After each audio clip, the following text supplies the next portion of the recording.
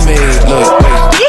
I got people trying to wish and pray that I'ma fall about it. All about it till we spoke in person. Don't wanna talk about it now, huh? Oh, you sound tough. Toying with them, don't get wound up. How you wound up? Another number in the round up. Put the town up. I built this thing up from the ground up. And if I bounce up, I get my crown stuck. Green light go. Got the east side flow. I'm a giant in the space like FIFA4. All the kids sing along like EIO. Every time when they see my show, thinking that it happened overnight. Yeah, did it. In it for the long haul flight. Committed. Welcome back to my podcast channel, Beyond My Story, where we engage, we have a conversation and we reflect back on my stories and engage with you, my audience. And I get to hear your feedback, your comments, that helps us grow together. So speaking of which, let's take a moment to allow our new viewers to hit the subscription button and turn on the notification bell so whenever we tell the stories, you're not left out and you're up to date. Thank you very much for all the love, for all the support that you've shown. We're quite new in this, but we're growing in it together, right? That's the essence of the whole telling my story and reflecting on my story, and hence I term that Beyond My Story.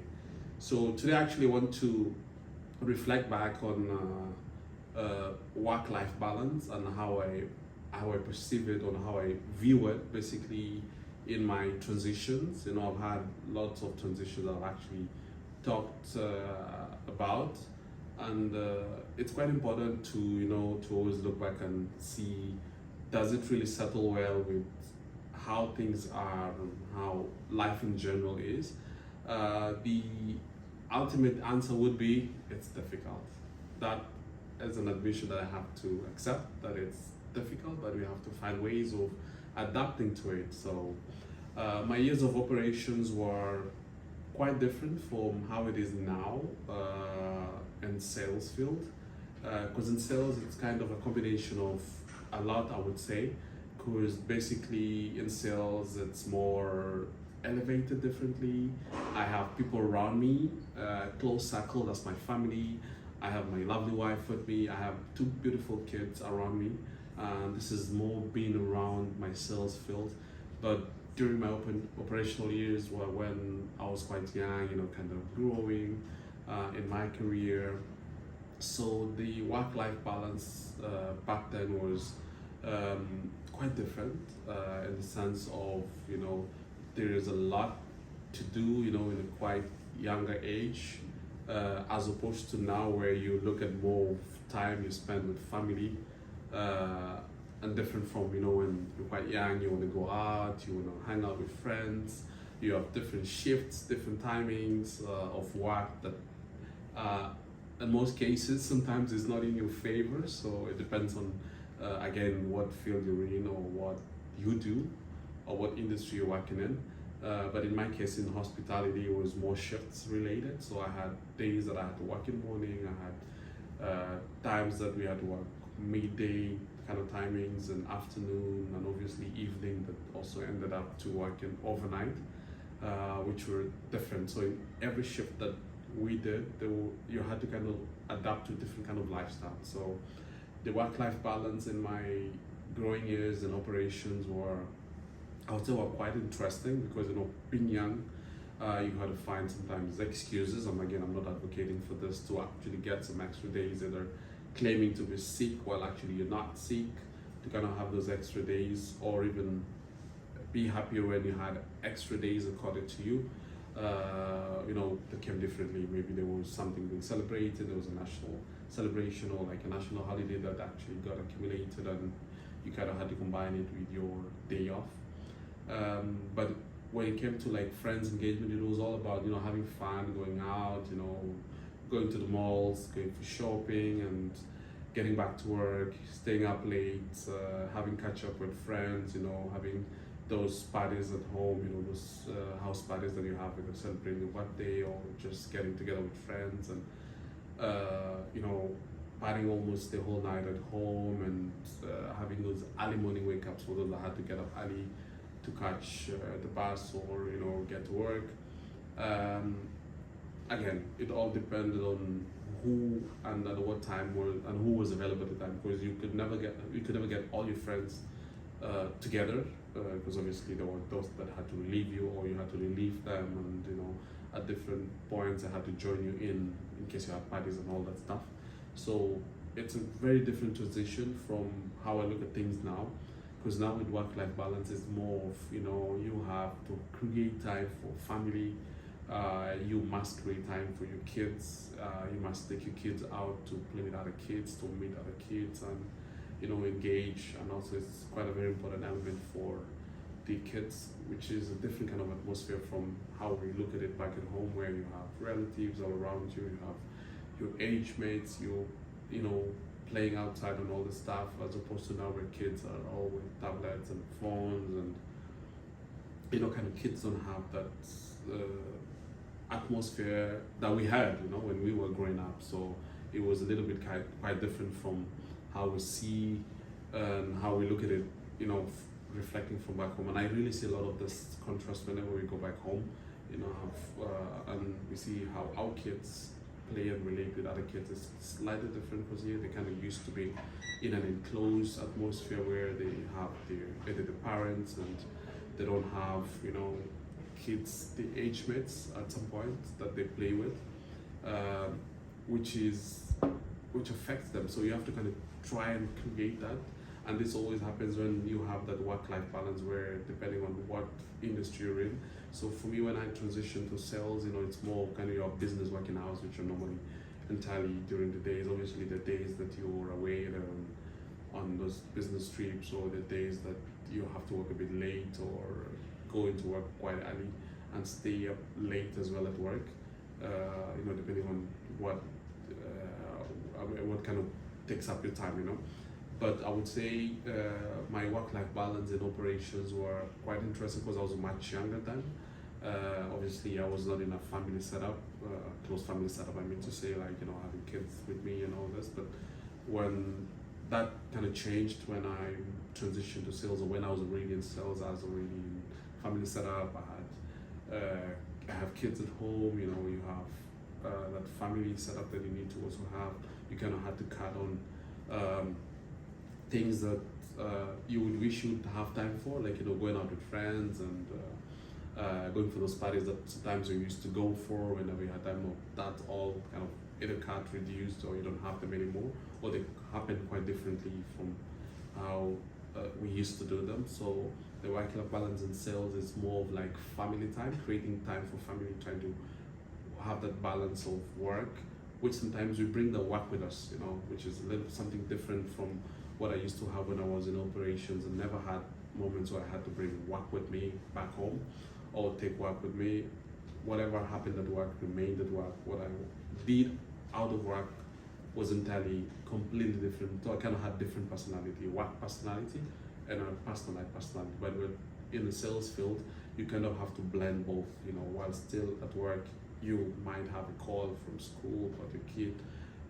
You might have a call from home, something about your child, or your child wants to pick up a call and talk to you about something, or ask for something, or get permission to go play or do something, or need your help with something even relating to school, or in general just wants to reach out to you and talk to you and just do something with you. When you come back home again, yes, you're done with work, but you still have your phone, you still have your emails popping out, you might have to reply to some, and obviously dealing with people around the globe where time difference, say someone reaches out to you at 1 in the morning, at midnight. Obviously that's their convenience, right? But again, work doesn't stop. In my translation in sales, there is always a time that you have to create. Obviously it doesn't mean that every phone call that comes after your work you have to answer them, but you have to find ways of either responding to them by telling them that, just drop your line, I'll get back to you, or let's connect at the convenient time, or let's reschedule this, I'm out of work, I can't access systems that I need to actually revert or respond back to you.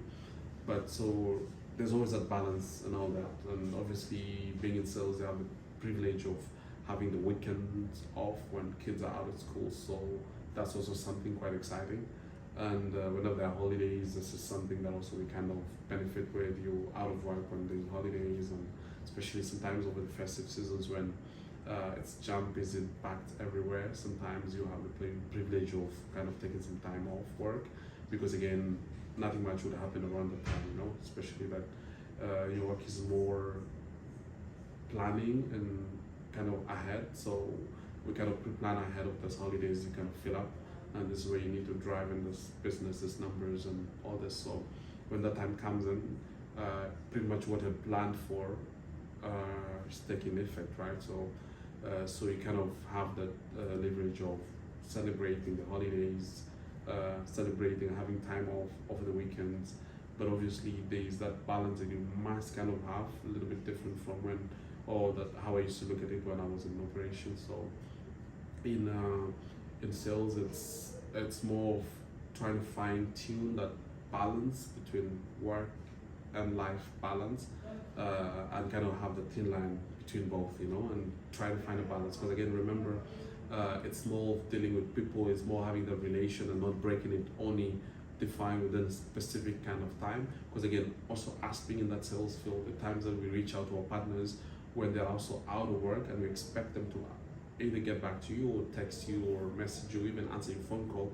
Because the times that, you know, when there is let me use the term emergency, or there is the urgency of information or reaching out to someone, you would expect that when they reach out to you also are reachable, or when you reach out to them, you kind of have someone that they can reach out to. So you have to ensure that you find that balance where you communicate. And obviously over time, people tend to know when to contact, when to make a phone call, when to drop a WhatsApp message, or just send you a message, or just drop an email, knowing, yeah, you know, it's a weekend, I know you'll get back to me over the, or post the weekend. But the times that you really need an immediate answer, irrespective of being or out of work, or even out of office, or sometimes even receiving that when you send an email, but you still expect them both ways, you know, being the salesperson or to your partners, expect to have kind of a response from them as well. So it's quite sometimes it's stressful, because sometimes you really want to disconnect with work, because that's very important as well,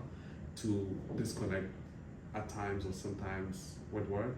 But in between that disconnection, there tend to be those times, or again, it's not something that happens often, right? There are times that you have to anticipate that there's going to be a moment or two where you're expected to kind of you know, connect and find a balance in that. So that's something that you also have to be prepared for. But in general, I would say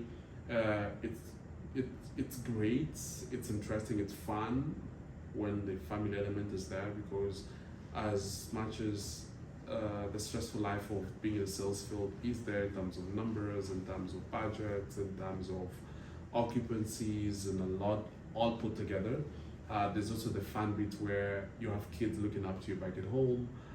You know, you have expectations to meet, you have an engagement to have at the home, you know, when you get back home and you're catching up on how days have been, how school was, you know, how was your day, and, you know, listening to this from your kids, from, you know, your wife or your husband, you know, depending on what on what parties it's coming from. It's quite interesting, you know. It kind of eases that kind of stress that you come with, or you take with you once you're in that atmosphere. It kind of changes everything entirely differently. So this is great to you know, to kind of elaborate more on how I find that balance in work fields and in that personal life, in that family setup, where I feel that finding that fine balance between both makes work interesting, or makes that whole experience of family quite interesting and great. But, you know, overall, that this only happens if you have obviously the right people around you, if you have, you know, the right atmosphere set for you to be able to propel this. But above this, all these transitions and all these challenges that you're able to overcome, it's all goes down to just being grateful to the Almighty God for enabling you and empowering you, and enabling great people to be around you to make you move progressively. So for me personally, I'm very grateful to God for His guidance, and obviously for the strength, and above all for making me believe that you see in people, you can actually do it a lot better than them. Having that kind of mentality when you see someone doing something, and it's not something that you've done before, and you wish to do it as well, or have that interest in learning it. That drive that you have in you that pushes you, that tells you can actually do it and do it better than you've seen them doing it. So that I think that has propelled me, and that has helped me a lot in my transitions. And that is something that has really pushed me from one level to the another. I know I haven't mentioned this in my other podcast, but God has been a true guide for me, and obviously I have family around me, my parents, my siblings, and obviously now my immediate family. My wife is like a true player in my career as well. We discuss a lot, we engage a lot in changes that we make and how they impact us in terms of our career, and how it has an impact on our kids, and in general how it has an impact on us as a whole. So God has been great, God has been gracious, and God's grace has been sufficient. Sometimes I look back and say, my name itself has a true reflection of how God works in me, power and victory, like God and win. So a combination of both. You propel victory with that force that God installs in me. So God has been a true icon in my career path, and continues being in that. And I think everything that we look at as a family, everything that I look at personally, I always go down on my knees and pray to God and ask God for His guidance through it. And even those aspirations that we still have in life, I want to achieve this, I want to get to that level that you never thought you would ever get to. They all come to pass, and this is all it's all out of God's grace, and that has sustained and keeps us fueled and prepares us for what's ahead of us. And this is something that I must say here, that it's all been great, thanks to God's guidance through all this. And obviously whenever you get the great and the right people around you, always know that that's also going to be a very key factor in what you want to achieve and how you want to achieve it. And obviously guidance that comes from people. You can never be alone, you can never survive alone in an island. You need people around you, and you need right elements, you need the right paths to pass through or to get through. There are going to be challenges, yes, I have to say that, but these challenges, the way you face them determines how your outcome, on how you see yourself out of them. Because challenges are there, everything can never be as easy. If it was easy, then all of us would not be here. I would not be sitting here talking about my stories. I would not be here advocating for keep pushing hard. One day it will all ease down, and you will see the fruit of your hard work. No, that it was easy, we would just straight go into it and get done. But no, there has to be a journey. There has to be transitions where, and there even has to be moments where you feel like you're giving up on things. But when you get people holding you firm and pushing you from the back, elevating you from the top, holding you on the sides, and just keep pushing you and keep making you move, keep you rolling, that's a true factor. I'm not saying that getting the right people around is always a guarantee. No, you might always get sometimes people that are not in your favor. People are not aligned with your visions and how you see things. And sometimes having those kind of people is also equally good enough. Sometimes when you get people that pull you down, it's just like a challenge. You take them up as a stepping stone, and you need them actually in your life to make you realize what's good enough for you. Because what's good for you doesn't have to be what's good for others. So it doesn't mean that you always have to align with everyone. It doesn't mean that it always has to be how you look at it. Sometimes your growth is actually based on how people look at you, and how people perceive you, and how people see things in you that sometimes you don't realize yourself. So you actually really need not always great people around you, but sometimes you also need people that actually always think otherwise about you, and that makes you realize a different version of yourself and keeps you moving ahead. There's more to talk about. Stay tuned. Don't forget to subscribe on this podcast channel to engage more and hear more on my next channel. See you soon.